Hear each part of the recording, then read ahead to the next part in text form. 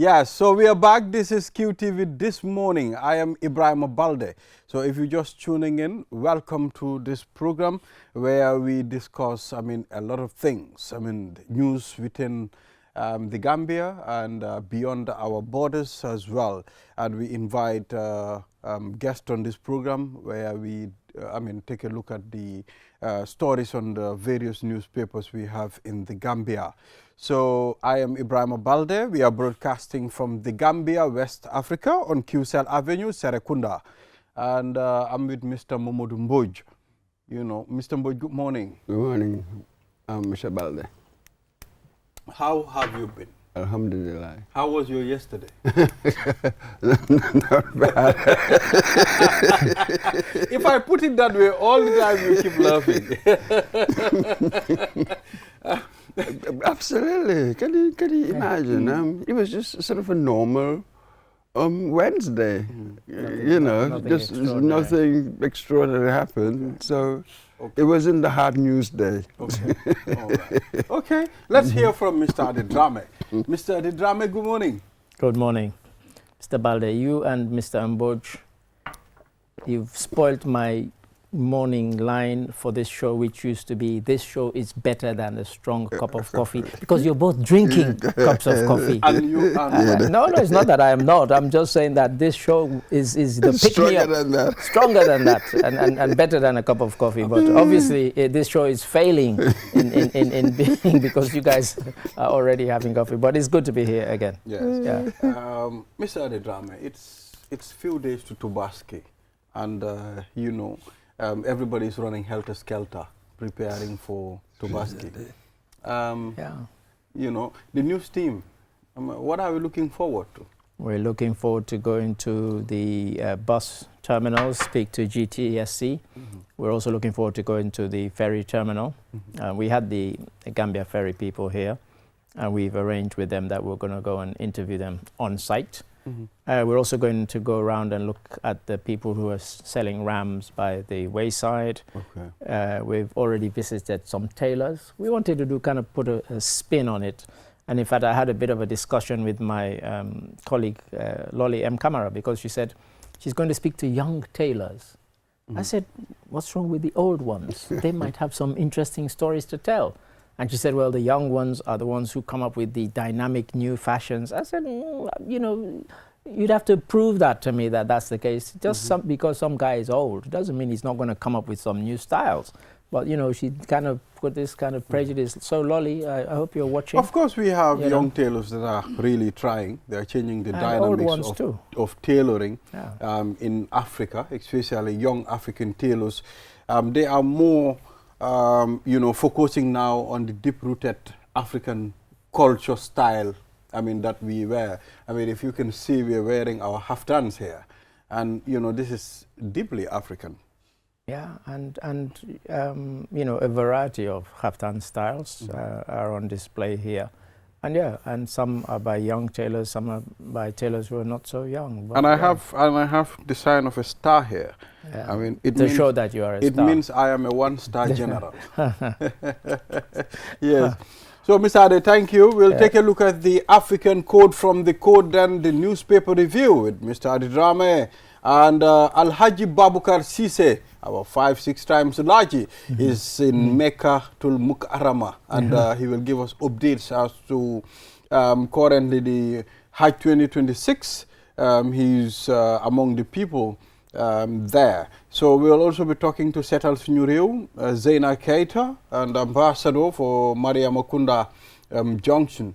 And from there, Tobaski preparations in NBR. We'll be very pleased to talk to Don Williams, QTV correspondent in NBR, AFCON Draw 2027. And Mr. Momodu Gajaga would be here, and he will take us through. I heard a lot of people talking about the group that Gambia is in. They said it's a death group. A group of death. But remember, Gambia went to AFCON and went to the quarterfinals. Nobody expected it. I like the way you mix your English and French. Quarterfinals. Quarterfinals. Yeah. We are brothers, Senegal and Gambia, so mix and blend. We're not there yet. This is the group stage to qualify. and we're drawn against in a group with 2 former winners. We will beat Somalia. Is it Somalia? What about Ghana and Cote d'Ivoire? Ghana is not what it used to be. Cote Even though they're in the World Cup. Ghana made it to this World Cup. Are we there? I take my words back. No, eat your words, my friend. I'm eating my words again. Please. No, so it's a tough group. The Africa Stars? I was looking through to see whether there's another group that has 2 former winners. There might be, but I'm not sure. I've got the group. When we come to it, I'll go through it, but I don't think there is another. So Ghana have never taken World Cup before? What do you mean taken to the World Cup? They've never won a trophy before for no, they've won AFCON. AFCON, not World Cup. They've won. That's why I said 2 former winners, Cote d'Ivoire and so Ghana. which African country went that far to winning the World Cup? It never happened. I can tell you're not a football fan. No African country. No African country. The closest was Morocco last time, but you know.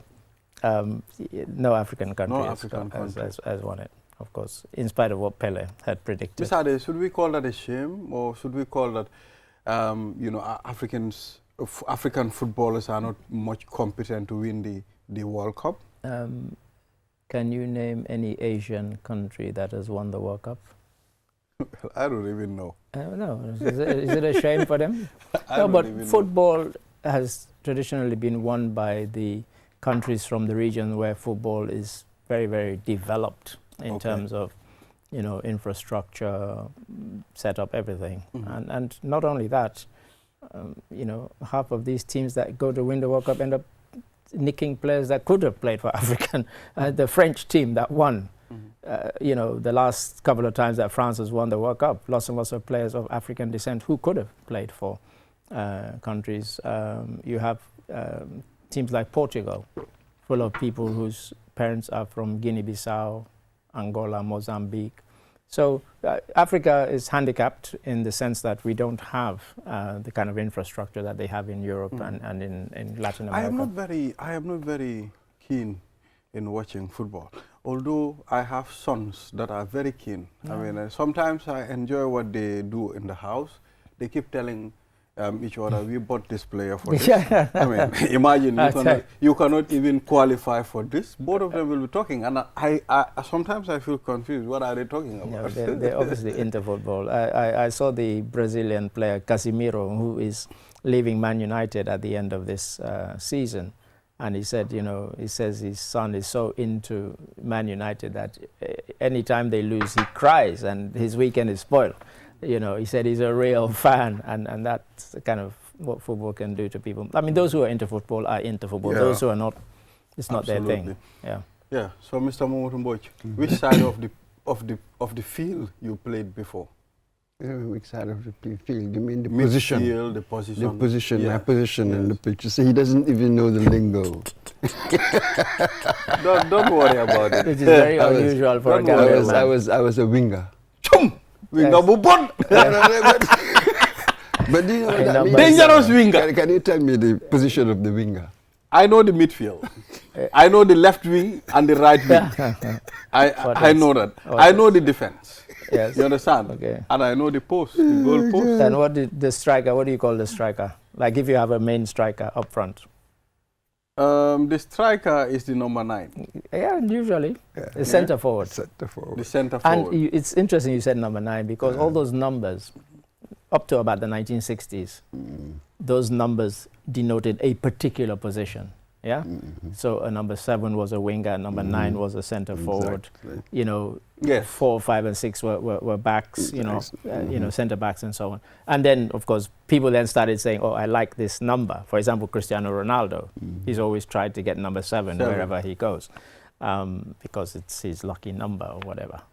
But usually, growing up in the 60s, we used to say, "I'm a number 7, I'm a number 9." But now you have people with number 45 on their back. Or number 99. 23. Or 99. It's all gone. Yeah. So now numbers don't matter. They don't. It doesn't matter. But some people still use that, the kind of old terminology. And you can see how long I've stopped watching football since the number positioning that died out in the 70s. Yes. So, but you still have people saying that this person is a real number 9. I know the even number now. 5 is the defense. It's defender. Then. Yeah. Yeah. 4, 5. Thank you, viewers. This is QTV This Morning. Now, let's head to the African code. Leave some honey for the honey bird who guided you. Ooh. Leave some honey for the honey bird who guided you. Is it gratitude? It's about gratitude. Certainly. Is it about being grateful, Certainly. being thankful, being recognizing the efforts of the team? Yes, and of those who helped you on your way or to be where you are.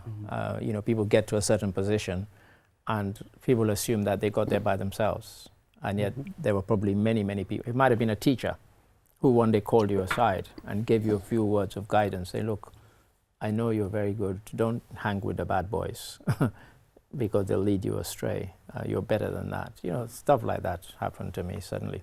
So I thank Mrs. Streeter, of course my parents also, but yeah, she was one who made quite an impression on me. And you know, she said, look, don't try and please these guys who their ambition in life is to grow up to be a hooligan. You know, that's not you. Don't pretend. Be who you are. Be studious. Yeah. So things like that, you're grateful to somebody like Lucky that. Dube said. Because it was just a few words, but it resonated. Lucky with me. Dube said, when you are going up the ladder, don't forget the people down, because you might need them when you are coming On your way down. down. That's an old-fashioned saying. Yes. That's it. And then, for me, I started thinking, how actually do these honey guides do that? How do they guide I've people? never heard of them. Absolutely. Honeybirds. And apparently, Yeah. once they scout out a nest, and they'll start making certain calls, Right. people have come to recognize now, okay. yeah? So, oh. And then they'll start flying from tree to tree. Okay. Then you can follow. All right. Once they reach the nest, Yeah. they go silent. Ah. And apparently what people did as Clever. well, afterwards, once you've taken your honey, you leave the comb, you leave Yeah, all the yeah, rest of yes. it. That's what they feed on. Ah. So people literally Yeah. Yeah. left right. that for them. the birds. Isn't They it? had this belief that if they didn't, Yeah. then next time They wouldn't. they wouldn't have sing. that. Or the bird would lead them to danger. Not there. Yeah, quite. Lead them. Extraordinary. Yeah, So that's- just from yeah. that literal stuff, Literally, one can yeah. extract the metaphor, Yeah, isn't it? Really. Yeah, quite. So really, every success, you've had help along the way. Yeah, You know, it's just that after we're there, Yeah, we've reached wherever, you know, however high, yeah, then we right. begin to think, some people anyway, begin to think that it was all your Oh, their own effort. effort. Yeah. Yeah. So everything else sort of just suddenly seems small, when at the time they were big. Yeah. You know, they helped the people gave along the way, so they were big. But afterwards, they tend to shrink with some people, with some minds. Yeah, quite. And that's a dangerous thing, It's isn't always it? a thing you have to kind of guard against. I remember I was involved in editing and writing for a thing called the Architecture of Sub-Saharan Africa.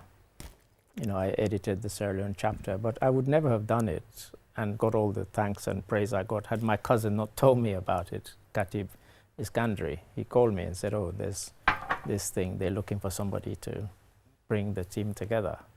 And so, you know, all the people who were thanking me, I would say, yeah, but it was Khatib who told me about it, actually. Otherwise, I would have never gotten involved. I wasn't even aware of it, you know. And it got, so I edited the Sierra Leone chapter, and I had an article in the Cape Verde chapter. And all that came through him. And, you know, people were saying, oh, I really like the article and da. But had he not summoned me, so that is the kind of gratitude that you're talking about. Don't forget the people who, you know, you get the praise and the plaudits, but, you know, how did you get there? Somebody opened the way for you, you know, or showed you the way. So, yeah. That's it. And perhaps another word lurking around gratitude is really reciprocity. Yeah. Knowing that it shouldn't be just one way. Yeah. You know what I mean? Particularly in relationships, everywhere. If I keep on giving you sugar all the time, for God's sake, once in a while, buy me a bag of tea. Now, why are you taunting Balde now? Huh? Balde, he's provoking you. He's teasing you. I can see that. I can see that. You know, this is an indirect provocation. So what I will do now, from next month, I'm responsible for buying the whole teas in the office, tea and coffee. Yes. If the cap fits. You wear it. Yes. Making And I'm weird. wearing the cap. Yeah, so this is QTV this morning. Yeah. Now we are heading to the break, and after the break, we will take a look at the papers. Thank you very much. This is QTV this morning. If you are just tuning in, we are now heading to the newspaper review segment, and on the foray, National Human Rights Commission response to audit queries on fuel allocation, withholding tax payments, private number plates before the FPAC. What on earth does that mean? What on earth does that mean? Exactly. Are you sure you read that right? Yeah. So Where is on the foray. Foroya? Yes. We've got here Foroya. Mm. So private number plates before the FPAC. A lot of abbreviations recently in this country. FPAC. On fuel. Finance and Public Accounts Committee. Yes. So we've seen the National Human Rights Commission doing that. We just want to understand, Mr. Adedrame, what specific defense or justification did the National Human Rights Commission officials present and the irregularities in fuel allocation? Yeah, I wish I knew. I mean, you know, response to audit queries. The National Human Rights Commission have recently put out the state of human rights in the Gambia. So I'm not sure what their beef is or concern is with fuel allocation, withholding tax payments and private number plates. What's that got to do with them? Are they stepping out of their lane somewhat? I don't see the connection, so maybe something's missing there. But yeah, I don't get what. We really need more details to do I with think that. we move on to Observer 24. Okay. On the main headline of Observer 24, President Adama Barrow, His Excellency, tells Nyani residents roads will continue only if NPP retains power. Simply not true, of course. Let's be honest. Because if another government comes in, they would have seen the benefit of roads. Why would they stop it? They would continue it because they see how appreciative people are of the roads that they get. You know, whoever comes in now knows that this is part of development. This is a campaign mechanism. This is a strategy. Nobody's going to buy that. We've seen former President Yahya Jammeh, also use the same strategy for various communities, and regions. That I mean, once you vote for the APRC, then you are going to get this. So we've seen all those things. What Barrow has done is that he's taken it nationwide. It's not just been this community or that community. If you look at what he's done over the last since he came into power, it's been nationwide. And communities that previously felt left behind now feel included. As one of them said, he said, we now feel we're part of the Gambia finally, because we now have not only a connecting road to the main road, but other,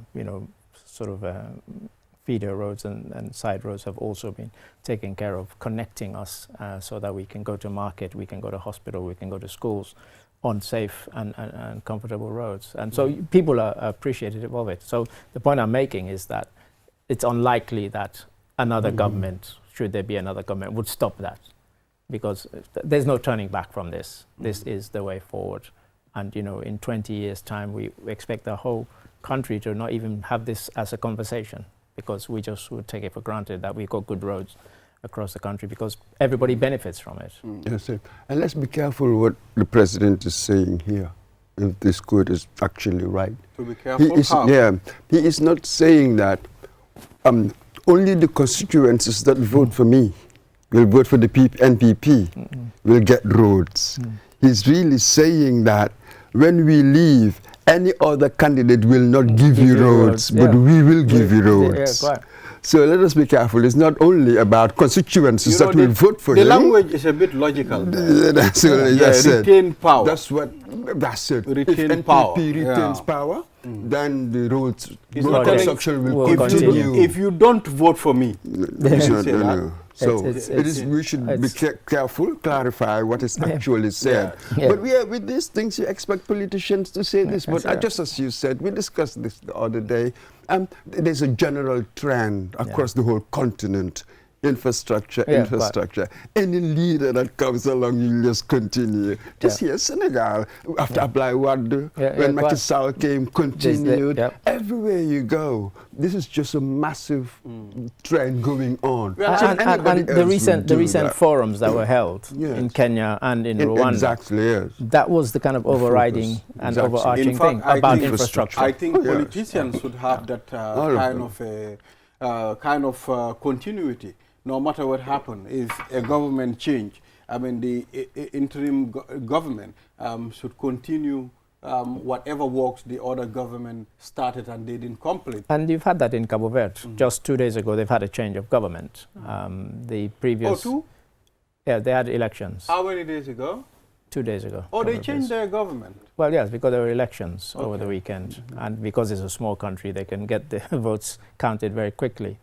And so the party that was founded by Amilcar Cabral, African Party for the Independence of Cape Verde and Guinea-Bissau, they're now back in power, having been out of power for 10 years in terms of parliamentary seats. But they only have a 3-seat majority, so it might be very difficult. But what's always happened in Cape Verde is that the opposition haven't been going out of their way to kind of disrupt government, because they all believe in the progress of their country. So even when these guys, who are now going to be the new government, were in opposition, they kind of didn't kind of sabotage the government. They very much kind of thought, national development, everybody benefits from it. And so that's why it's such a peaceful and it's like a model for many other countries. So now we'll see PAICV, they're back in power, see whether they continue on that route, So let's move on. GTSC to deploy 70 buses daily ahead of Tobaski. Wow, 70 buses. That's a lot. No, it sounds like a lot, but... Yeah, it sounds like a lot until when the rush starts. Because what tends to happen is that, they come here, they go on other platforms and they say to people, don't leave it till the last minute. That rush, that crush. But people always do, because maybe for various reasons they can't get time off work until a day before or whatever, and everybody wants to go to their hometown or village, and then the rush starts. And it's, if you're not involved in it, it's exciting to watch, but if you are, it must be hell. So yeah, 70 buses sounds a lot, but at least they're telling people that they're planning for it and they're ready for it. But will they ever be ready, given the numbers that we have? There's something I wanted to mention, which is not in any of the papers, but we were coming to work this morning, and our colleague Matilda, and it's amazing, she and I had the same thought at the same time. We were going past the zebra crossing, and there were police stopping. And she was making this comment about the Gambia, that isn't it odd that we have to have police at zebra crossings to make sure that the motor cars stop for pedestrians. She said, do they have this in other countries? I said, no, they don't. And it's that kind of, it's ridiculous. All along Bertil Harding Highway, at almost all of the zebra crossings, there are police stopping the traffic. Otherwise, they don't stop. Yeah. And it's really... There's no need for us to have zebra crossings then. But, because why have them? You have to have the police there. Yet one must. Given the way where the road is, people live on one side, want to cross to the other. For movement, for the convenience of people, one must, isn't it? Yeah. And even so, slightly to that GTS, whatever, the buses. The buses, with the 70 buses, one assumes, really, that they've been doing it for a while. So when it comes to the logistics, by now you should have an approximation around this period. That's, you know, how many at least buses have a do we need? range. Yeah. That's it. What have we done in the past few years and Yeah. stuff like that? Yeah. Then you will know approximately how many buses do I need to provide, isn't Yeah, it? right. So I expect that they had done their homework, And that in sort fact- of thing. The logistics, they've got that one right. That's right. And the safety. Yes. Because The we safety know what aspect. happens on our the roads. roads, yeah. Absolutely, and Yeah. the safety aspects as well. Yeah. The speed limit, you know, they must impose speed limit on their drivers. Yeah, quite. that sort of thing, Quite. isn't it? Yeah. That's Well, I company think policy. they have something. They probably have that. They have something Absolutely. like when you are behind the bus, Yeah. you see how is my driving, and they Well, have that's numbers. just- Yeah, but that's just something written. that's just a slogan. That's a Yeah. slogan. You mean the You know. actions? What do they do You with know. that when Yeah. people complain? Oh, you know, when the drivers flout regulation and that sort of thing. Yeah. And actually, on the journey itself, when you see that the driver is going beyond the limit, people must speak out. But they're always scared to. But we because the don't drivers, generally. The drivers, yeah. Speak drivers and they just go, no, crush you them. cannot do this. Yeah, That's fine. the rule. That's the regulation. You should do So this. you're putting our lives at risk. Yeah, Yeah, you know. absolutely. But they don't. Yeah. But so, I mean, we've had the ferry people on, so I expect we have or should have had the GTSC people either in person or on the phone and ask them about these plans. These are in connection with the zebra crossing. You see, when I was in Turkey, Mm. you know, I'll tell you something. You know where the zebra crossing is? Mm. The zebra crossing is as far as Alliance Francaise. Okay. You understand? You need from where you were From staying. where, from my junction. Right. Okay. So if I am to go to, probably if I'm going to LK at the school, I have to go up to Alliance Francaise The cross. and cross Yeah. from that area, then come to. Otherwise, you get And knocked you can over. see everybody do that at the same Everybody time. does it. Yeah. We'll all stand at one place, same time, and wait for the cars to stop. Yeah. Then we all cross and we go to our video. Yeah, So you it's- can see the discipline. Well, yeah. In fact, the word I used with Matilda this morning, I said it's indiscipline is our problem. Because she always kind of laughs at me silently. Because every morning she'll hear me say to somebody, lady, use the zebra crossing. The zebra crossing is maybe 1 foot away from where they want to cross. But instead of using it, they're crossing next to it, in front of it, but not on it. But here comes Why do another you problem. Here comes another problem. I've been seeing drivers speeding on zebra crossing while that's while you have, that's I what I'm mean, saying. That's why we have the police. someone crossing. That's why we have the police. Because you see, even today, it was so weird because the police had stopped us. And yet one driver decided to ignore the police and drive past and nearly knocked the person on the thing. Why did that person think the police woman had her hand up like that for us to stop and that 2 lanes had stopped? He just drove on. He could have killed somebody. This traffic is And, crazy. and, Ridiculous. and, What's and your you hurry? know, Ade, what I find absolutely fascinating, the same Balde in Turkey, you did as everybody did, you did the right thing. Come to Gambia. Had but it been over here, the Gambia? you wouldn't. you No, do I as, crossed you do anywhere as the I was. The Gambians do. same person. So this is the key, Yeah. though, Ade. Yeah. What psychologists say with social behavior, it depends on the environment. Yeah. How do you change the environment, isn't it? And then people will adjust their behavior, at least in public. This is not about your beliefs. You can believe anything you want, as long as in the public space you behave in a certain way. That's what society is interested in. Yeah. How do you do that? Yeah. Change the environment that would encourage You know, us to do the right thing. Even societal rules will Absolutely. encourage Yeah, you. Societal rules will encourage you to be very disciplined. You know, to behave responsibly as an individual, no matter what you do. Don't litter. You know, follow the rules. Make sure the environment is clean. Even societal rules will tell you that no matter what you believe. Unfortunately, life is really not simply about rules. Yeah, quite. Life is about action. What do I do? Never mind, we believe in all sorts of things. We agree morally. If we were to have a moral seminar here, we will all agree. Yep. Now, but just look at us though in action. Yeah. You are like, is it the same person?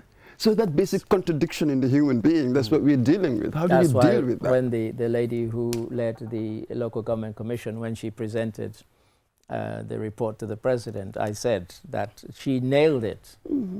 She said it's not that we don't have rules and laws and regulations. Exactly. It's just that everybody normalizes the ignoring of these rules and Absolutely. regulations. We trample on them, Yeah. and that becomes the norm. Yes. You know, they're there.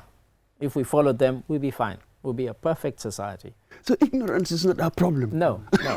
You see, we tend to say that all these awareness campaigns, let's do this, let's do it. But in some areas, ignorance is not the problem. What is the problem is commitment. Yeah. Actually, what do I mean by that? If I believe in A, what actions should it lead me to? Yeah. Do I actually follow through? Well, that's it. It's not as easy as we think. What's your character? This is where we reveal our character. Some characters are weak. Yeah. In my head, I can believe that this is how I should be, but in my character, I cannot be. Yeah, It's amazing, huh?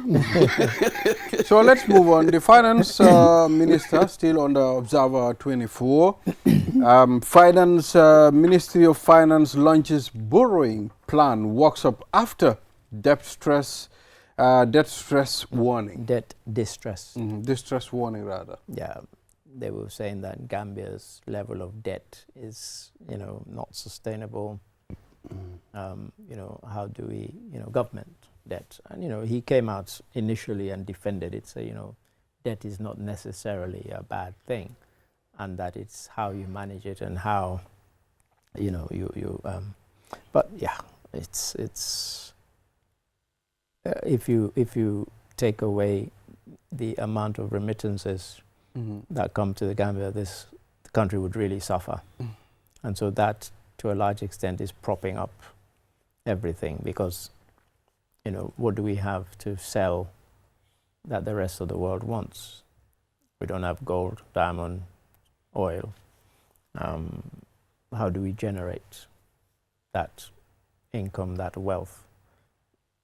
And then you also have the problem of not everybody who should pay their taxes does so. And so government is always in this. It's getting better, as we always hear from the GRA.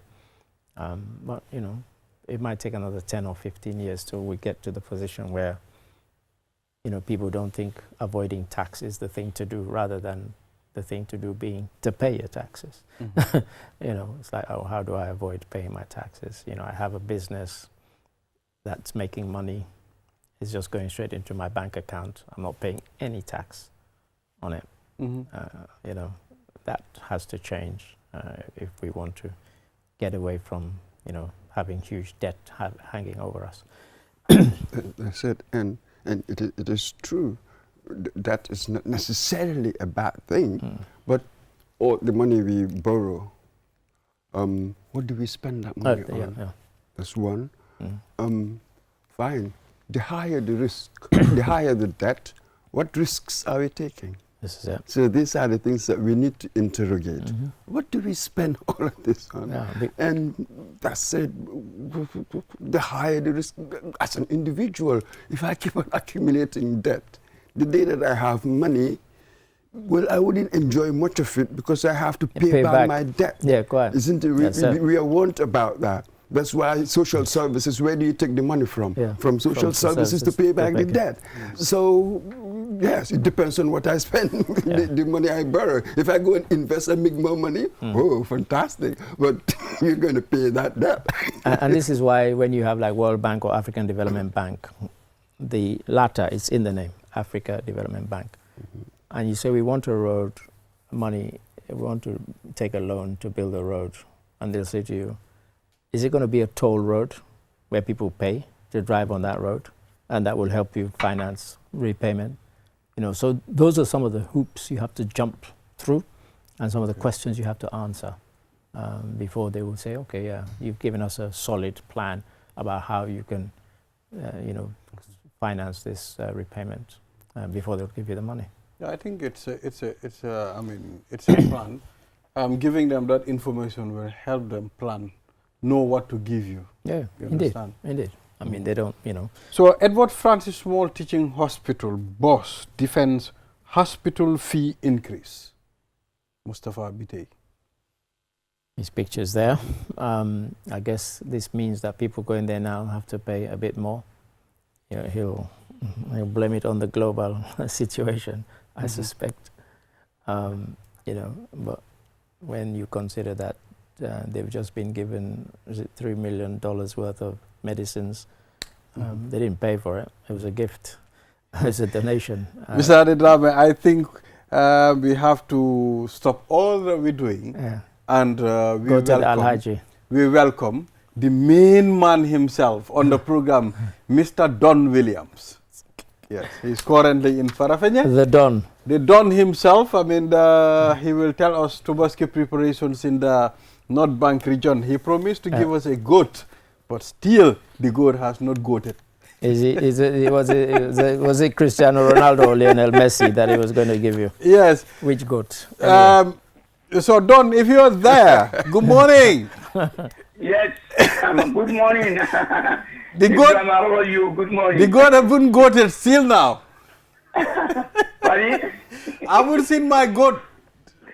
Your goat? Yes. You didn't come for it. It is still tied there waiting for you. Well, I'll tell you, after Tobaski, we are coming to Farafenni.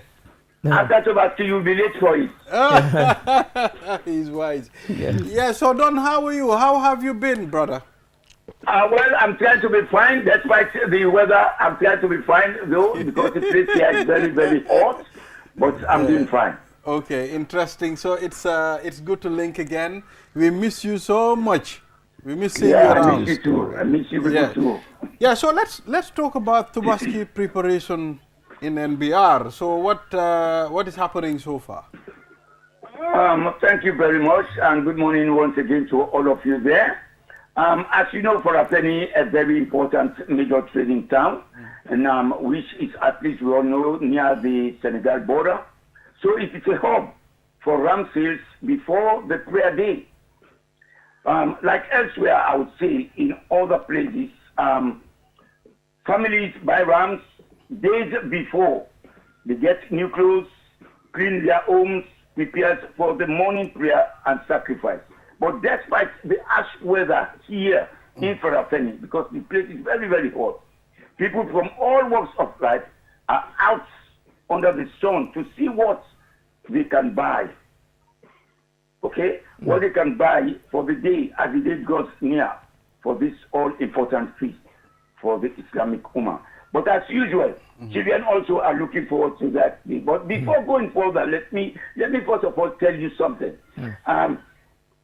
And I want to remind you that despite government's measure to waive all import duties and domestic taxes on livestock ahead of Tobaski in the past 2 years, in 2024 to be precise, to keep prices down, that seems not to affect the soaring of prices, because prices are very difficult. When I move around, people are grumbling, people are complaining of the prices of the lambs.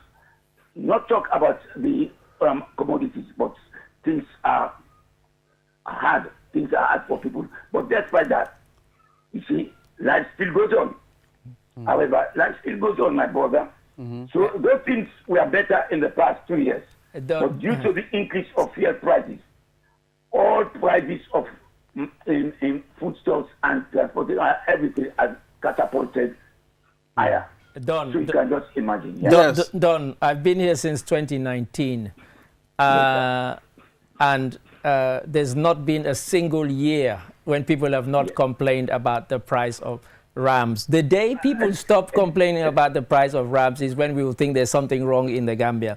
Ever since I came here, nobody has said, oh, the price of rams are great, wonderful. People complain, and they will always complain. But this year it's unless you're giving it away, they will complain. Exactly. So let's not even go there, really. Yeah. But I mean, I wanted to ask you, in spite of what you've just said, you've been there for a while. Are you seeing an increase in numbers in terms of the amount of livestock that is being brought in, or is it about the same as it's been over the last few years? Well, actually, I'm not seeing an increase because the way they were used to be, the number of rams. If even you look some of the I went to the abattoir. The lambs there are not many like before. Or out in the street, like when you see lots of them going around. No, that number has dwindled. Okay. Yeah, so I mean, Don, Yes, let's compare last year and this year's Tobaski. The environment, the mood. What's the difference?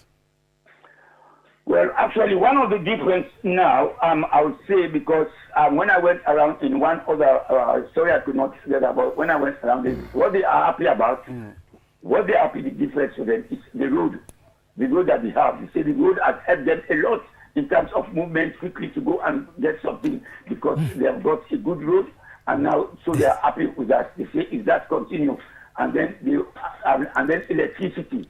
Some are talking about electricity now. Now they can get ice, they can store their thing. I say, oh, that's great. So those are some of the differences. I think people are identified now and what they are happy about. Okay, all right. Yes. I wonder, Don Williams, Chair. I wonder though, the sellers, be it Ram sellers or anybody else, what's the experience? Have buyers sort of reduced the number because of you saying that things are so expensive? How has that affected people's buying power? What's the experience of those selling Ram, for instance? Yes, good day, Mr. Bode. That's a good thing. When I go out, the experience there with them is that buyers now are doing good, actually. When I talk to one of the men at the abattoir, he said customers now are not coming. And you see, so now the sales are not like the way it is. And before they sell, I said, but when I was having conversation with that, it was because of the price is too expensive. I say that but it's not their fault because of how the things are going, that is how the prices are. I said, okay. But actually, the customers, the way they used to come around, is no longer that way, and that is affecting the ram traders. Thank you very much, Don Williams, for talking to us. Happy Tobaski in advance. Are you Tobaski there or Tobaski here? Well, I don't know. I think I'll do all my Tobaski in Farafenni. I need to know the secret in Farafenni. You are always there. But that is where I am. That's where he lives. You know, when you leave your house, you go out, you go quickly, you have to come back. And if you don't leave, if you leave your place, you go, when you come, uninvited guests will visit your home, and then they will take what you did not give them. Okay, okay. Thank you, Don. Thank you so much, and have a good day. Yes. And you too, Don. I hope I'll be coming if I come anytime, you two will give me my own salibo in advance. We absolutely will. We are waiting for you. Okay, sir. Okay. All right. I mean, that's Don William there. Now, from Don William, we will go to Makatul Mukarrama. Labbaika Allahumma labbaika. I mean, I answered to your call, Ya Allah subhanahu wa ta'ala. You called me and I answered. I'm here. I mean, Babukar Sise is in Makkah. And of course, it's Hajj 2026. It's important for us to hear from Babukar Sise what's happening. Let's take a look at Babukar. Good morning, Adi Drame, Mamoudou Mbodj and Ibrahima Balde. Yes, just a quick update. Right now, all the Gambian pilgrims have arrived safely in Medina, and then from Medina, all of us are now in Mecca because, as you know, there are over 15 Hajj operators, in the Gambia operating and bringing pilgrims to Mecca for Hajj under the Hajj Commission of the Gambia and the Ministry of Religious Affairs. So, you know, pilgrims started leaving the Gambia since on the 12th of May. This is on the 12th. So there were 6 flights altogether, 12, 13, 14, 15, 16. I think the last batch arrived here, GIA, they arrived here just recently. So, but all of them have safely arrived. And normally, for Gambia flights, we would first go to Medina. And there's a reason for going to Medina because Medina is very, very important historically and in Islam. So first, you know, there is this mosque there, the Prophet's mosque called Masjid al-Nabawi. So when Gambians come there, they will visit this mosque and pray there. The reason for praying there is that because the Prophet said, normally if you pray in Gambia, for example, you get 1. If you pray in the masjid in Medina, you get 1,000. So people want to gather as many thousands as possible when they are in Medina. But not only that, also, there is something they call ziyara. People want to visit the holy sites and historical sites in Medina. For example, the final resting place of Prophet Muhammad, peace be upon him. We also visit the there are other masjids we visit that are very important called Masjid Quba. It's a very important mosque. In fact, it's the first mosque built by Prophet Muhammad or in Islam. So it's very, very significant. And from there, we go to Masjid Qiblatayni. Qiblatayni is the masjid where before, according to scholars, Muslims face Jerusalem.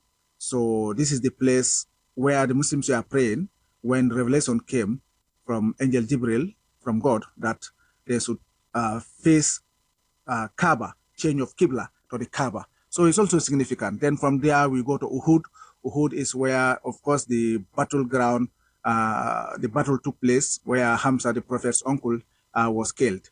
So we go there also and pray to the deceased or the martyrs. Also, as you can see, from there as well, we spend a few days again visiting some other sites. You know, Medina is just like tourism, but much more important than tourism, you know, when it comes to Islam. So after spending a few days there, so pilgrims have now moved to Mecca. Of course, that's where Hajj takes place, or it begins. So now all of us are in Mecca, but also Mecca, the significance is that first, Hajj takes place in Mecca. Secondly, the mosque here, Masjid al-Haram, also, just like Medina, when you pray at Masjid al-Haram, you know, one prayer, for example, in Gambia is one, for example, but in Mecca is 100,000. So imagine people who just want to pray there to gather a lot of 100,000s. So it's very important. So that's what we are doing right now. But on the 8th of Dhul Hijjah, I think that will fall on Monday, this Monday coming. But normally on Sunday, all of us will leave Makkah to go to Mina. That will be the first day of Hajj. So we'll be reciting Labaika Allahumma Labaika in the buses and we'll be going there. So that's what's happening at the moment. But in fact, let me tell you about the journey. The journey from Gambia to Medina and the journey from Medina to Makkah is the same, depending on what you travel with. We travel by plane 8 hours. By bus from Medina to Makkah is also 8 hours. So it was a long journey getting to Makkah, but everything is fine. So when we arrived here, the first thing we did was in Makkah. Was to perform something called Tawaful Kudum. It's called the arrival Tawaf. When you arrive, you go to the Kaaba and said, "Hello, I am here. I'm your guest." So that's what you do. But it's also Tawaf. It's the first Tawaf. So we did that yesterday. We went to the Kaaba and we went around the Kaaba 7 times. We went to Safa and Marwa, ran between the 2 hills 7 times as well. Drank the miraculous Zamzam water. We've done that as well. So basically, that's what's happening. But on the 8th of Dhul Hijjah, we'll all leave Makkah again to go to Mina and Hajj will begin. So we'll spend 1 day in Mina. From Mina, we'll move to Arafah. Of course, Arafah is the most important day of the Hajj. You miss it, you don't have a Hajj. So from Arafah, you know, we will move to Muzdalifah, where we will pick the pebbles or the stones, you know, preparing for Tobaski Day, throwing, pelting at the devil, you know, the symbolic pelting of the devil at the Jamarat.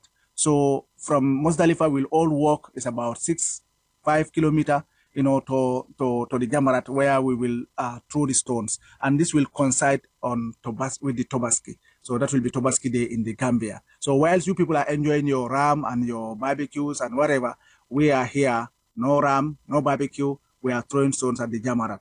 You know, we don't, you know, there's no enjoyment here. Of course, there is work to do.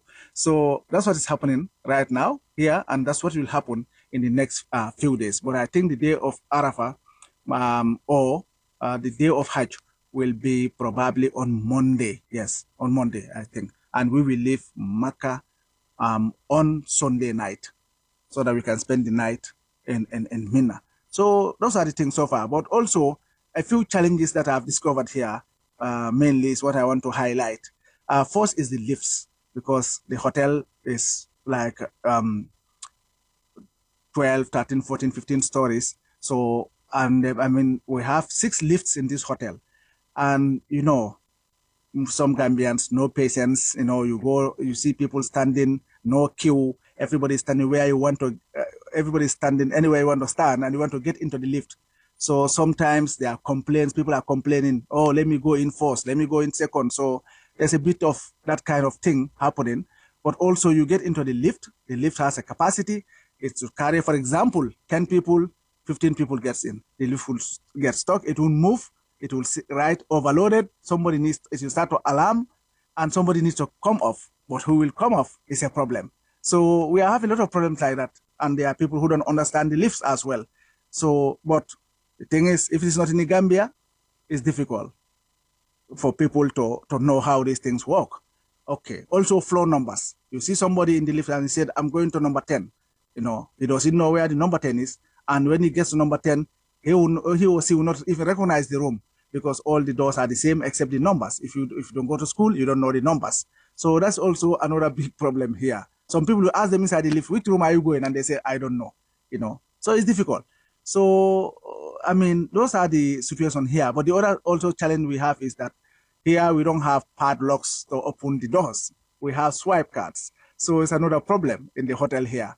You know, you see an old woman with a swipe card, doesn't know how to swipe. "I need help." They will complain, and then you will come and help them so that they can get into their place, their places. So it's another thing. So basically, shower is another thing. You get into the shower, somebody who has never used a shower before, like me, who come from, you know, Buyam in the bush. You know, you come here, then first time you get into a shower. How do you know which direction is the cold water? The hot water is another problem here again. You know, but, you know, with all this, there are Hajj guides, with all the travel operators who are helping, you know, to resolve these problems. You know, so, but basically, we have also, the hotels have also employed aides who are also helping. In case you have a problem like this, they will help you. But basically, those are the challenges so far as at now. Yes, Mr. Mboj, Adedrame, and Ibrahim Balde. Thank you. Babukar is gone. He's gone already. Okay, because I was going to say that if you what go he's told to us, room, you do ask the Roman. No. There is, and that's why I wanted to come in, because every year before they go for Hajj, this is his 5th or 6th time, right? Now, he must have seen these things before. Every year before people go, they have this weeks and weeks of sensitization, of telling them, when you go there, this is what you find. But they seem to concentrate simply on the spiritual aspect of it. Yes. This is a very practical, everyday thing. I was going to say to him, you've given yourself a task. All these things that you've mentioned, you should come back and give a talk to all of the Hajj operators and say, next time when you're going, these are the things you need to tell the pilgrims about the lifts, about queuing for the lifts, about the numbers, about the showers. Take a video. Cold water. And, all of that. You know, because, come on, these people have been doing it for decades. I think long time. The practice that they do here, they should include it in the package so that they will understand what to do. Even if you don't know 100%, but the basics are very significant. Because they tell you these things. So now let's move on to the other segment. We have little time to go. We have Zainab Keita, Setal Sunyu Reu, Ambassador for Maria Mukunda. It's good to have you here, Zainab. Good morning. Good morning. How are you? I'm fine. Good. How is your Tobaski preparation? You got a ram? Not yet. Not yet, but this means you will get it. You're going to provide it? She said not yet. Yeah, so then you said she will get it. No, she will from get you? It. Not yet. It means she doesn't eat meat. She's going to get it. She said not yet. She said she doesn't eat meat. So let's... Oh, you don't eat meat? She just said, but that's another topic. Oh, wow. So that's not all right, so let's move on. Ambassador of Setal Sunyu Reu for Maria Mukunda. Tell us, how were you chosen? I first heard about it through What's on Gambia, social media. So that was how I applied. And what does an ambassador for Setal Sunyu Reu do? What does it mean? Explain to us. It's a huge role, okay, and I don't take the responsibility lightly, because it's like a link between the initiative and the community. So yeah. I'm very happy to and reach and you. so what does the interaction consist of? Because one of the things we always mention about Setal Suñu Réew is about the sustainability of it. You know, communities have to own it for it to make sense. You know, we can't be going there and telling people clean your compound, clean your street or whatever. So what's the link? How does that work? First, I sensitize online, offline, in person. Okay. I go around shops and houses. I created a group chat. Okay, cool. Yeah, that is where I update them. They were there on the 10th, Okay. the past Sunday. Right, yeah. So we cleaned the Mariamakunda Highway, the junction. And when the Setal Suñu Réew tour is over, we're now going to call them back when we select a date. Okay. So one of our viewers just sent me a message and said, I don't understand what you people are talking about. My mom is watching and she needs to know this in the local language. Okay. Yeah, no, we Is she can get to Wolof that. or Mandinka? Are you Or Fula, Wolof? or Fula? Did the person tell you? Or you Mandinka? Ask the person what language. Tilibonka, I speak Wolof, Mandinka. You speak Wolof. Let's do Wolof. No, ask the Okay. person. The person might be somebody who doesn't speak Wolof. Okay. Say, can you All please right. tell us what language your mother speaks? Yes, but let's do Wolof for now. Setal Suñu Réew buñ ñëwee ñu téye la as ambassador buñ la joxee that role lan nga war a def as an ambassador? Okay, as an ambassador, yow first of all da nga war a li nga digal nit ñi si biti yow sa bopp yaa ko war a njëkk a commencé. Programme bi affaire yi Setal Suñu Réew la QCell ñoo ko empower ñoo ko initiate. Banjul ba see dañ choose 5 places. Okay. So 5 places yii nii dañ dee dem seeti ku nekk pour nga setal sa environment bi. So end of year bi dañoo joxe awards first position, second position ak third position bi. Okay. Yeah, so dañoo ñëw seet si la yow ñu dimbale la for the first time pour nga setal sa area bi. So su gars yi di ñëwaat nag yow duñ la ko wax. dañoo ñëw ñu seet area bi ñu observe ñu binda seen notes yi ñu dem. So su ñëwee ba pare yow sa duty la léegi fii ba December pour nga xool yow ak seen waa gox naka ngeen a mun a setalee seen place. So lan moo nekk reward bi nekkut ne ambassadeur bi la gars yi di fay. wala moom la ñoo jox price bi déedéet. So gisee defuñ ko xaalis cash loolu la so dañ ko jënda bagage worth of first price $100,000 worth of cleaning materials. loolu la gars yi di jox first position, second position 50, third 25. So gisee gars yi di def loolu dañ bugg a ensure li nga xamante ne moo nekk momentum bi pour mu continue bu mu stop.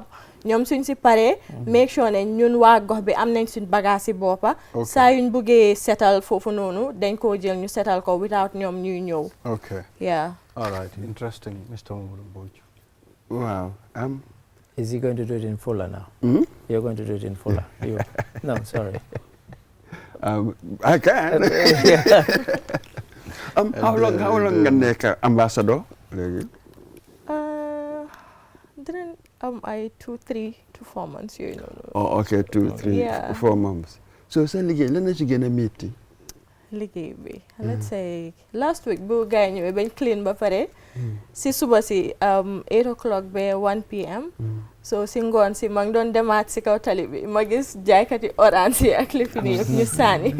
So noonu laa delluwaatee ma ne leen si suba leen jógee bale fii nii. So ku nekk jëlal box nga defa sa mbalit bi ñun dinañ try naka la ñu buubee mbalit bi foofu noonu. Absolutely. So li nga xam ni just one more. Yes, li nga xam ni ci nit ñi suñ behavior. Lanay ultimately lanay seen objective am ngeen strategy. Loo xam ne dafa take into account suñ behavior lan la because in the end da nga bëgg pour buñ sànni. So lanay sa strategy na nga xalaatee noonu lanay nekk strategy bi pour lii. Okay. loolu moo ko try on last time bu gars ñëwee still on the 10th bi Sunday. dama jëloon a few trash bags. ma jox ko gars yi. So foofu la gars yi nekk di def seen mbalit yi pour buñ litter street si. Okay. So waaye ni nga mun di am regular supply of trash. déedéet loolu noonu we'll need to find help. You see, Yeah, foofu la. ba pare soo paree kana ko collecte. Isn't it? The structure in place, then it works, isn't it? Yeah, it's the so structure in man place. don't discuss ak gars yi ma ne leen suñoo dem si kanam dina dem Brikama area council because ñoom ñoo lifin gox boobu ñu ut dustbin yu mag yi nii teg ko si junction bi so am na ñu ma doon wax sax chef de garage bi ñu ne man nañu ut karnaat tam ñu karnaat ko foofu su ko defee gars yi buñ ko mën a yóbbu yeah so dinañ ut help si loolu noonu tamit because ñu ñëpp a war a dimbale wante yeah noonu lañ try interesting so léegi young people naka nga nekk di encourage nga pour ñu bokk si lii ndaw yi by going round still because dama dem si kër yi site bu ma nekk yëpp si garage yi borom bitik yi yëpp ma sensitise leen on setal suñu réew am programme bi yeah so there's another thing coming up tamit about the schools the young people yes they're working on that So Mariama Kunda Junction, is it? Response bi naka la am nga ñu bari ñu join or what? Ban team la fa am. Because last minute dañ change on location bi. Salaji Wuling Kamala woon. But guy dañ leen ko wax the first time ñu ñëw seet si ma after buñ ma defee brand ambassador dañ ma ñëw seet si so si la oo guy meeting ak ñoom ñëpp so the crowd was huge. But then buñ jàppee bés bi ñu ne Sunday la ñoo génn si on the 10 ñu ne gars yi dañ amoon programme Saturday so dañoo soona pour jóg Sunday noonu so ñoom Souleymane ak team bi si leen ñëw fekk kenn eewut that was how mu ne ma ne xaaral léegi ñu discuss then si la gars yi change location bi to Mariama Kunda Junction which is a very good thing because foofu noonu ma nekk suñ main entrance bi sooy dem Salaji Mariama Kunda ak yëpp so foofu noonu daal moo nekk the best place sax pour ñu def ko waaw So that's waaw so loolu lu am solo la ba naka lañ si yan matuwaay ngeen a jël pour ngeen make sure place bi mu clean fekk nekkul ne ok every time la ñoo ñëw rek di sànni all the time yan matuwaay ngeen jël matuwaay yi moo nekk trash bag yi ak carton empty carton si nii foofu la gars yi di def seen mbalit yi ok yeah so ñun dinañ try moto naka la moo ñëwee mu buub mbalit yi waaye as now loolu laa wax gars yi buñ ko saani si street si ñu def ko si box yi te loolu la gars yi nekk di def so with time dinañ ut so thank you Zeina Keita for coming settled ambassador for Mariama Kunda Junction and keep it up yeah clean environment is a wealthy environment and we hope she inspires other young people absolutely yeah. So you know what? I'm sitting here now and I'm feeling it's like I'm getting a stab on my chest. Oh. I didn't get my voter's card, you know, and today is the last day. Today is the last day, and I'm glad you told the viewers. From here, and inshallah. You can tell them in Fula and from here, inshallah, I'm going to get my voter's card. Go get your voter's cards. Today is the last day of registration. Mbokk yi tey mooy last day registration pour nga am voter's card kon dem leen ngeen uti ko musidɓe ko hande woni last day fi heɓon carte wotirgal ɓen innaw yehe ɗaɓɓoyonde dulaji ɗin ko ɓe woni wadde registre ton bile mu lun laɓagoti pour que voters card ñini woto nga faale albori aleta ñini sa biko bi nim bi soronta ate sotonola fo jannin sanji lulu koteke ala barka we'll be right back after the break. Well, it's a fair draw, I must say, and we're in a group that has some good teams, you know, in the name of Ivory Coast and Ghana. But Gambia's performance of late has also been very much improved, and you know, we look forward to doing the best under the group to be able to qualify. And of course, we believe it's possible. It just has to take a little more for preparations from the side of the ministry, the federation, and of course the coach and the players. And we look forward to succeeding and qualifying for the third time for AFCON. He's back! The skill, the panache! Yeah, as far as we're concerned, we are already on track to be able to play at home, and that is an assurance that we gave to the Gambians, that what is left with the work of the stadium is very minor. So it's more like a completion, and I guess some people have seen that we have already started testing the pitch based on the consultant's recommendation, and we have had a few matches there, even though they're in closed doors, and all of that is meant to ensure that the pitch is good, because that was the only thing that was left. All the equipments are here, and we are now just doing the athletics tracks, which is not really part of football, but we are taking the opportunity to fix the athletics tracks, and that will be completed very soon, and CAF will be here to do the inspection. And our hope based on the expert advice and the consultant, is that CAF will be able to approve it and Gambia will be able to bring our home games back to the country. Gambia. The Gambia qualified to the quarter-final in 2021 and they will be in C3. What's your prediction? Are we going to make it to the next AFCON?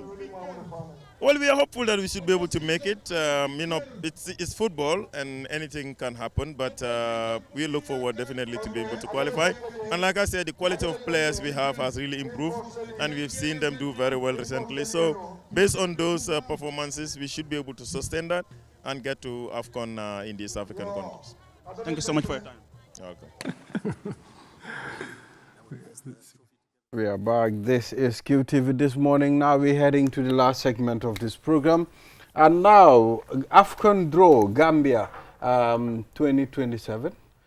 We have Momodu Gajaga here, our able sport reporter, you know, to take us through. Momodu Gajaga, I mean, what is your first reaction when you see the AFCON draw? Let's show it. Well, mixed. It felt, we are in a very, very difficult group because we're facing some of Africa's giants in Ivory Coast. Well, Ghana of late, not so giant of a country in terms of African football because they missed out on the Africa Cup of Nations. But again, this same Ghana team qualified for the World Cup. They're going to the World Cup in the United States of America, Mexico and Canada. So very, very tough draw for the Gambia, except Somalia, who came through the playoffs because they had to go through a preliminary qualifiers and then they made it through. Their team is not bad at all. Gambia used to be in similar position.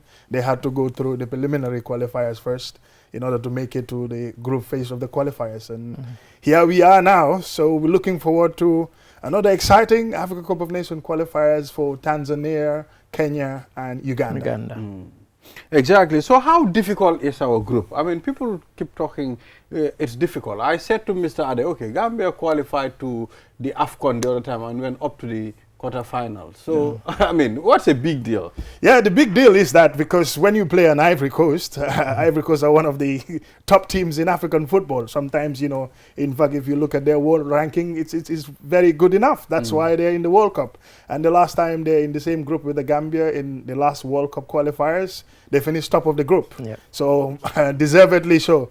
And if you look at the other team, Ghana, yes, they've been ups and downs in their football, especially when it comes to AFCON qualifications. Of recent, the Ghanaian public are not happy. Football supporters have been complaining about how badly the team have done, both, you know, in the AFCON competition and even failing to qualify. That's a really a big disaster for Ghanaian football. But they are able to make amends to qualify for the World Cup, and Ghanaians are very happy about that. So it's another tough team to face. So that's the reason why we talk about this group. It's a very, very tough group. And again, it's two teams, two countries who will qualify for the AFCON. It's first and second, automatic qualification. There is no spot for third place teams like going through a third place playoff or something like that. That's not going to happen. It's top two in each group. 12 groups and 24 teams. Let me just ask this quickly. The sort of traditional giants, as it were, haven't you seen that maybe in recent times you've got sort of young Turks, new kids on the block, and perhaps the difference, as it were, between their standard and the rest, is it narrowing? I didn't know. I mean, the case I'm trying to put is that we shouldn't be scared. You know, of course, I mean, they are sort of Ivory Coast, obviously, Ghana, obviously, but still, you still shouldn't be scared. No, we shouldn't be scared. It's a tough group, we admit. But as you mentioned, you know, before we qualified recently, we'd never qualified before. The likes of Comoros qualified and did really, really well. And then you kind of have the weird situation where people like Ghana, Cape Verde haven't qualified for AFCON recently, but they've qualified for the World Cup. You know, so it's a mixed picture. And you know, Ghana, for all that we're saying, you know, big country, the last time they won AFCON was 1982. You know, of course, Cote d'Ivoire was much more recent, 2023. So they're tough, and both of those have qualified for the World Cup. So people are looking at that. If these teams are good enough to qualify for the World Cup, and we're in the same group as them, you know, how tough is it going to be? It's going to be pretty tough. Somalia. So what strength does the Gambia have going into AFCON, considering the number of defeats that we were having and the games that we were losing under the new coach? Yes, so the Gambia have been on a roller coaster since the arrival of Jonathan McKinstry in terms of style of play. He's changed a little bit from the defensive formation of the previous coach, Tom Samphaid, who qualified to the Gambia for back-to-back Africa Cup of Nations in Cameroon and also in Cote d'Ivoire. Cameroon, Gambia reached the quarterfinals, surprisingly to many people. And for the AFCON in Cote d'Ivoire, it wasn't so good. Lost all 3 matches, got out of the group phase. And, you know, World Cup qualifiers, despite being the team with the highest number of goals scored throughout the qualifiers in the entire African continent. But again, conceded 18 goals, scored 25 and conceded 18. So it means like this is an attacking team that goes out there, you know, fearless when they face, whether it's a Senegal or a Cameroon or Cote d'Ivoire or South Africa. But again, defensively, they can't, you know, prevent their defense from conceding goals. And so what is McKinstry's record so far? How many wins and how many losses have Okay, I'll have to check okay. that. Yeah. All right, that will be interesting. Because, I was going to say Gambians have to decide whether they want to be Arsenal or Barcelona. Arsenal have just won the Premier League with a very strong defensive formation, winning games 1-0, relying a lot on set pieces. Not exciting, but their fans don't give a damn. They won. Yeah. We used to complain, not me, when Samphaid was parking the bus. Okay, we're not parking the bus anymore, but we're not getting anywhere. So what do we want? We want to play fancy football and exciting football and not qualify? Or do we want to qualify playing boring football? The choice is up to us. Every time we watch AFCON and we're not there, we really feel it. Yeah? But if we have to play boring football together, let's play boring football, score 1 goal and park the bus. You know, and those who don't understand, defend. Score 1 goal and defend that 1 goal. You know, that's what we may have to do. But I mean, the competition itself, I mean, not just the Gambia. I mean, if you look at, I mean, I've got the draw here. You got Egypt, they won 7 titles, but the last was in 2010, you know, for all the fact that we see them as a big, you got Cameroon, 5 titles. Their last win was in 2017. They didn't qualify for the World Cup. In fact, Cape Verde finished above them in their World Cup qualifying group. You've got Ghana, just said 1982, last time they won. Nigeria, the last time they won was, when? 2023. 2023? Yeah, Nigeria 2023. So, you know, these countries, Nigeria haven't qualified for the World Cup. But we always see them as a big country, you know. And when the draw was made, I said, oh, Gambia found themselves in a group with 2 former winners. But there's a group that has 3 former winners, Senegal, Sudan, and Ethiopia. Because back when the competition was, Sudan and Ethiopia, they're not considered football greats now, so, you don't consider. And there are 2 groups that have no former winners. Group K has Mali, Cabo Verde, Rwanda, and Liberia. And Group F has Burkina Faso, Benin, Mauritania, and Central African Republic. None of those have won. I did find it odd that you have groups with 2 and 3 former winners, and you have groups with none, no former winners. So I'm sure CAF know what they're doing. So are we playing any home games, Mamadou Gajaga? The minister just said that, hopeful that, the stadium would be approved this time around, yes? The pictures, the latest pictures that we see from the stadium looks brilliant, looks bright and all of that. So we remain hopeful that the stadium would be approved for home matches. This squad, yeah, we all know about Minte. Yeah. How would you assess this squad? Yeah, the squad's fairly good. Gambian players playing abroad, some in, of course, Yankuba Minte stands out because he plays in the English Premier League for Brighton. And also you have some players who play in the Italian Serie A, like Aliou Fadera. And then you have players now, one of them, in fact, his team been promoted to the Spanish First Division is also a new player for the Gambia. Then you have other players in the Swedish league, the Danish league, and as well as not so kind of top leagues, but they've been getting game times, and their performances has been good for the national team whenever they're invited either for a friendly or competitive game. I mean, to answer Mboji's question, I mean, if you look back 5 or 6 years, this current squad of players that he's got to choose from, you've actually got a higher percentage of them playing in the top or top-ish leagues than we've ever had.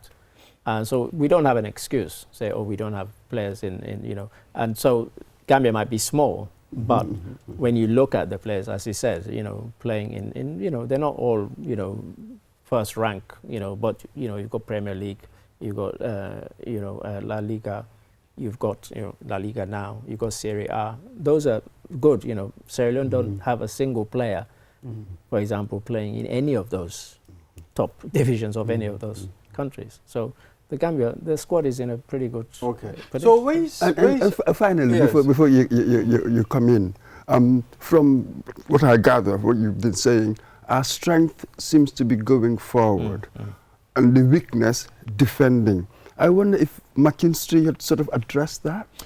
He keeps saying that. In every press conference, I'll pose a similar question to ask. Yes, you play good, exciting football. The fans love it, but again, you can't. You're conceding goals. You're conceding goals. A lot of it. He said, yes, now I don't think that's my worry.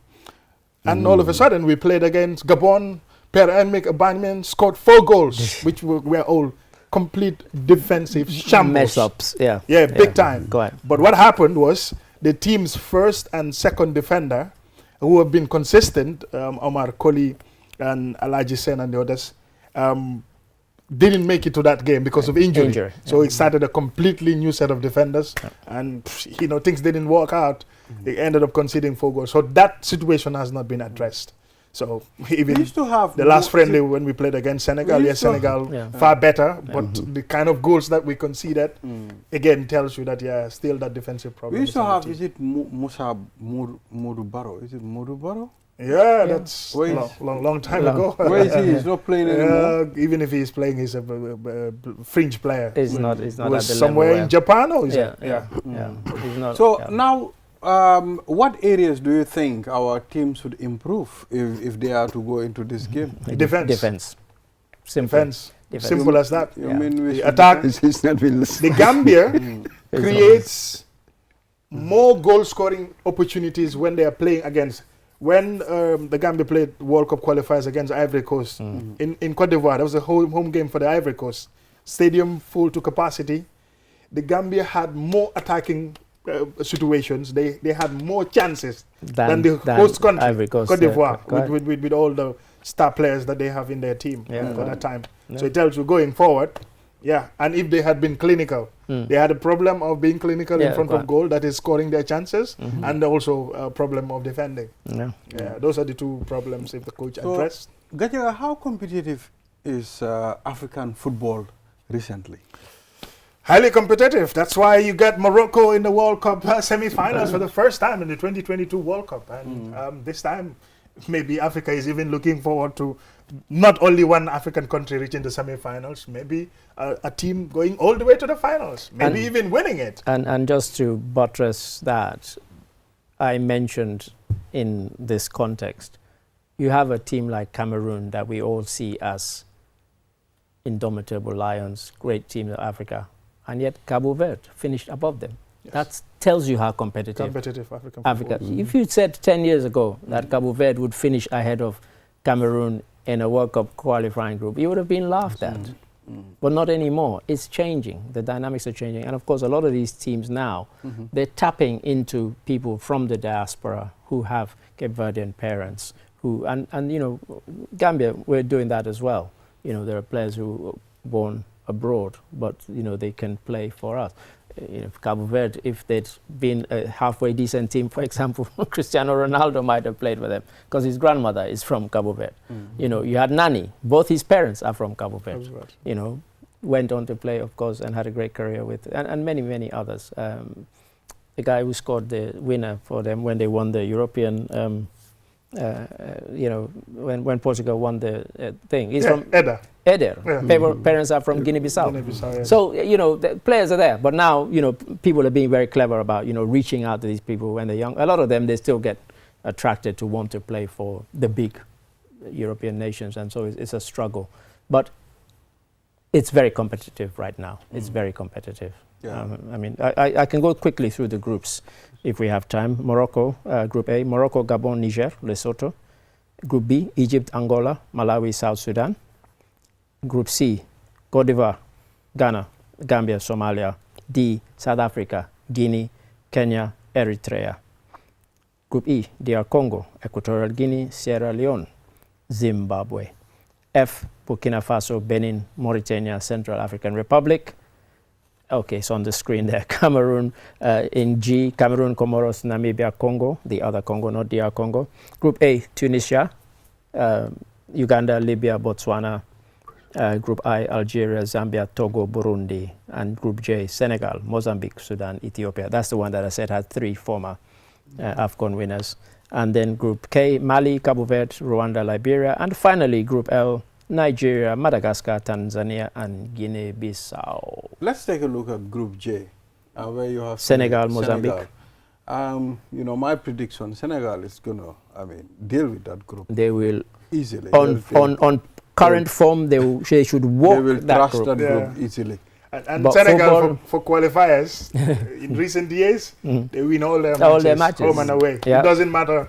Even if you fill an 80,000 capacity stadium, they will beat you. Yeah, they still beat you. Senegal, like Morocco. they did to Congo. yeah. Senegal, Morocco, currently the form teams when it comes to stuff like that. You know. Yeah. So, gentlemen, this is all we have for this program. Mamadou Gadiaga, thank you for that update. You haven't asked him for his prediction of who's going to win AFCON, if not the Gambia. I think I will save that for another day because it's too quick to say. Yeah. So, Mr. Mboj, man, enjoy.